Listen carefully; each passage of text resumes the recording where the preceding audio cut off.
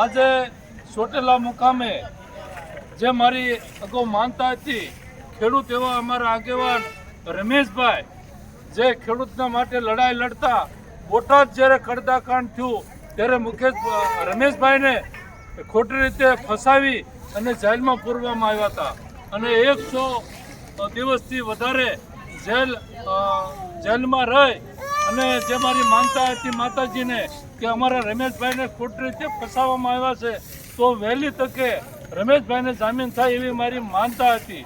પણ રમેશભાઈ એટલા લડાઈ કરતા મારી માનતા મેં ક્યારે કરી હતી જ્યારે રમેશભાઈને અમે જેલમાં મળવા ગયા રમેશભાઈએ અમને વાત કરી કે અમારો જામીન બધા ખેડૂત મુક્ત થાય ત્યાર પછી મારા જામીન મૂકજો. ત્યારથી મારી ચામુંડા માતાજીને માનતા હતી કે ચામુંડા માતાજી અમારી અરજ સાંભળી અને રમેશભાઈને વહેલામાં વહેલી તકે બધા ખેડૂતને મુક્ત થાય અમારા રમેશભાઈ મુક્ત થાય એ રીતે મારી માનતા હતી.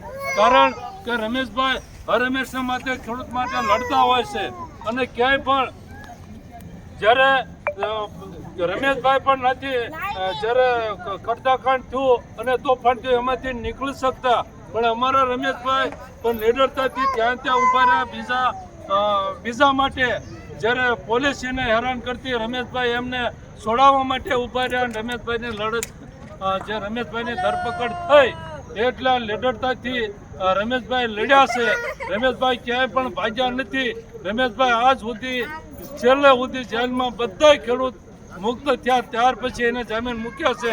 આ નિમિત્તે રમેશભાઈનો હું ખૂબ આભાર માનું છું. ચામુંડા માતાજીને પ્રાર્થના કરું છું કે અમારા ગુજરાતની અંદર આવા નેતાઓને હરમત આપે એવી ચામુંડા માતાજીને પ્રાર્થના કરું છું. ભારત માતા કી જય, જય જવાન, જય કિસાન. હાલો દેવકણભાઈ.